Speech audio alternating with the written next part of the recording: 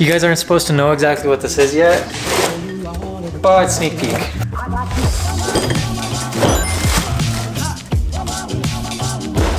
In today's video, we're talking about one of the most important things. Tool organization. That didn't sound as cool as I thought it would when I said it, but this is seriously cool. Now, the first thing I need to say really quick is that you can't have it. I don't mean because it's mine. But what if I want it more than the person who has it? How about no? If you guys don't know how to get it already, unfortunately, you guys will not. You might be like, what? What the f? Don't worry, I have a tip I'll give you guys later, and it might potentially help you guys secure one, but no promises. Now, if you guys know me very well, you guys know that I am very OCD. Or at least very picky. Corona. Tool organization is not a joke. Some of you guys might be in the same scenario that I used to be in. I used to work out of this cooler. Good luck finding your 3/8 in there. The absolute worst is when you need a certain socket and you can't get it out of your little cooler. And so you dump it all over the ground and then you still can't find it because you never had one. If you organized your tools properly, maybe you'd know at first glance. Don't even try to tell me you don't know how that feels, because I know that you know that I know that you know how that feels. I should think more before I say words. Why are you the way that you are? I myself personally got over that stage, and this is what I did. I got one of these. Now this is what I've been using the past while, and it does work. It's not horrible. Now I've used that set as a full-time mechanic, but you'll find once you need to bust a nut, ooh, that's dirty. You'll find your set to be lacking a little bit of testosterone, a little manpower. I don't know anymore. Pick a term, figure it out. Please don't include that. I probably will, because I'm a jerk. These more professional socket sets usually come with a big bulky case, and the cases are fine, but I don't like them. They take up a lot of space and it's unnecessary. I haven't worn my knife for a long time, not until I saw Peter McKinnon do this. He uses a little pocket watch. Pretty smart.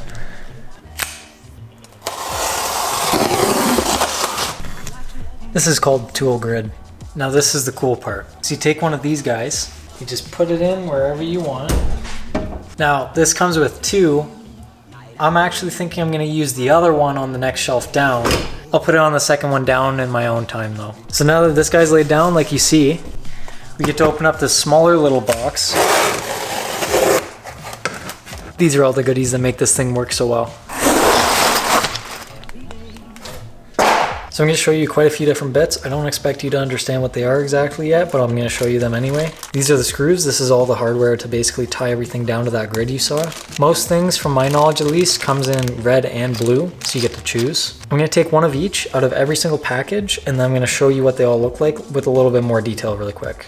So here's a little bit of a better view for you guys. Like I said, 1/4 inch, 3/8, and half. You can get these three in blue for sure. These guys are the buckets. These are essentially for the handles of your ratchets or maybe screwdrivers or whatever you want. And these are actually little buckets that you put these guys in so that way your ratchets can sit face down and the adapter piece would just go inside, whether it be half, 3/8, or 1/4 inch. Like how sick is that? So stay there a minute. If you don't want to watch this time lapse, that's fine. I'll put a number on the screen right now. That's going to be the time that you can skip to if you want to resume the video after the time lapse. So when you're doing this, I suggest that you use a screwdriver or something handheld. I'm telling you right now that it would suck. Being that this board is plastic and these are metal screws, it would suck a lot if you happen to over tighten and completely strip it out. And it was just an unusable spot on your grid. So this is how you use this. Essentially, you take all these plastic pieces, these tiny ones here, and what you're going to do is you're going to pick whichever one you need for your application. You're going to take one of these screws, you're going to put it into whatever device that you're using, and then all you do is you screw it down on the board. Now, the board is not threaded by any means, but it is to the size that accommodates you to essentially self-tap the board. So as you begin to turn it, it will sink into the board and it will hold it fairly tight. What I had done is I basically tightened everything down to the spec that I liked, and when I felt that it wasn't going to move anymore on me or shift just from maybe closing and opening the drawers, I then took some kind of socket, put it on top, and then I twisted it into the right angle so that way everything looks nice and tight, neat, however you want to put it. So by this point, you're probably seeing why this is my favorite organizer set for your toolbox. Keep in mind that there's 2 of these panels that come in the box, and I'm only using 1. Realistically, I would like to say majority of the sockets that I'm ever gonna need, and they pretty much all fit on this one board. Now I am leaving a space, as you can see at the very top. That's because I have another package of sockets coming in about the next 3 days. And then I'm leaving enough space to put essentially 2 more rows of sockets because I don't have any short impact sockets. So if I ever decide that I feel like I want some, now I'm leaving enough space that I can simply just order them and I know exactly where I can put them. It's gonna make my install very easy. Part of the thing that makes this so great is the fact that you can literally pull things out and relocate them at any point in time, and it does not hinder you at all. A lot of people will use, let's say, the boxes that the sockets come in, and that's fine, but I just found that takes up way too much space and it doesn't really look all that nice to me. I feel like you could do better. Some people use foam. Foam's actually pretty cool. It makes it look very nice, kind of like in a, I'm sure you've seen it in a movie, like a gun briefcase where you have the outline of the gun in memory foam or whatever that is, and it holds it nice and tight.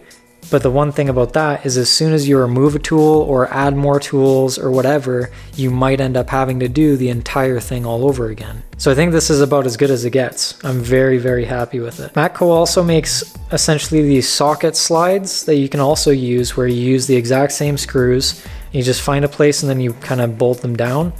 And you'll have the adapter pieces to connect to the board on this rail system so you can slide them wherever you want on this rail and you can include all your sockets there. And back to the main video.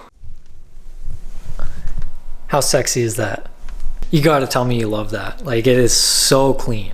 And want to know the best part? Nothing is sliding at all. So just to help you guys out, if you guys end up getting this so you can kind of see what I'm doing, I think this is ideally the best way to set this up. Oh my god. When you realize that you have to do this entire row again because you did it backwards.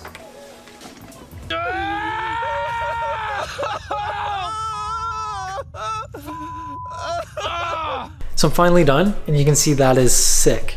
Like, no matter how much I try, I cannot knock one of those sockets over. And this is all the extra hardware that we got too. Now I'll show you guys really quick, just in case you guys do the same thing, getting one of these, how I did it, because I think this is probably one of the better ways to do it. So I have my Imperial deep sockets that are gonna go back there when they come in. I have my metric deep sockets, short Imperial, short metric. That's why I left this big space open. I got all these random bit tools, and then I get to my 1/4 inch. It's a little bit different. You can see, like, you know, it's not necessarily following a clean pattern. It's kind of all over the place. Reason for that is because I have the metric in front yet again. The reds are metric. It goes from 10, which this ends at, goes from 10 all the way down to 6 in deep, and then it goes from 10 all the way down to 4 in shallow. Now what I did with the Imperial is I actually spaced them in between right where they go. So that way, from left to right, I know that this is the largest 1/4 inch socket I have, and this is the smallest deep. So that way, if I'm, let's say at a number 7, and I know that I need something a little bit smaller, but a number 6 is too small, I can go right in the middle, and I have my socket. I thought that was kind of smart. I always wanted a kit that did that. Then I put a few swivel adapters and regular adapters here. My ratchets and chrome extensions, spark plug sockets, and these are my impact extensions. So you can see, it holds a lot. They also make more of these guys that are actually built to hold wrenches. So if you have a wrench set, you can also do that. And that's kind of what I'm thinking on doing in my next drawer down, is having like a full wrench set. And probably locking this guy up to my long extension because it's always rolling around. If that's not a mechanic's dream, I don't know what is. Like, anyways, I told you guys I would tell you guys kind of like a tip on how to get this if you guys were wanting to pick one up. And like I said, there's no guarantee I can give because it might be kind of difficult for you to do, depending who you are and who you know. So if you haven't figured it out, the tool grid is actually a product by Matco. So you can see right there, it says Matco Tools right in the corner. Now the part that makes it so difficult to get one of these is that if you want one, you have to buy it from a truck, which is pretty impossible, you know, like if you aren't in the trade, if you aren't a mechanic and you don't have these guys coming to the space that you work in, it's very difficult to not only get a hold of them, but also to be eligible to buy their tools. So the only tip that I can kind of give you guys if you're wanting one, like I said earlier, it's on who you know and how lucky you are. Now, if you know a mechanic, let's say your third cousin's sister's brother-in-law works at a mechanic shop. If they have access to a truck, you can probably contact them and they can probably buy it for you. You know, you just pay them the money, they buy it, they give it to you. That might also be your best bet to get one. So are you guys considering getting one? Do you guys want one? What do you guys think? Let me know in the comments down below. So I hope you guys enjoyed. If you guys did, please consider liking, subbing, and sharing with maybe one of your mechanic friends that might think this is incredible. I make tons of videos. I'm gonna be working on this guy at some point, Blue over there in the corner, and Rogue right here behind me, as well as I got Zeus and Envy, and man, I got a lot of projects. If you guys enjoy automotive content, I might be a channel you might want to consider subscribing to. I don't always do product reviews, but if you guys know me, I might have said this earlier, but I am very, very picky and OCD, and I only get the nicest stuff. I'll have links at the very bottom of my description for all of my tools and some of the nicest stuff that you can get as far as camera gear, stuff like that I use and that I personally think is the best quality. I hope you guys enjoyed the video. I try to make it a little bit fun, but you know, obviously resolved around the product. Anyways, I'm gonna call it a night. I hope you guys enjoyed the video. Take care and have a good one.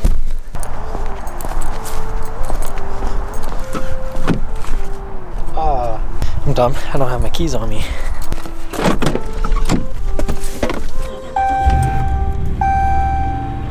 Don't even try to tell me that a video would not be complete without a Zeus startup, even if it's completely unrelated.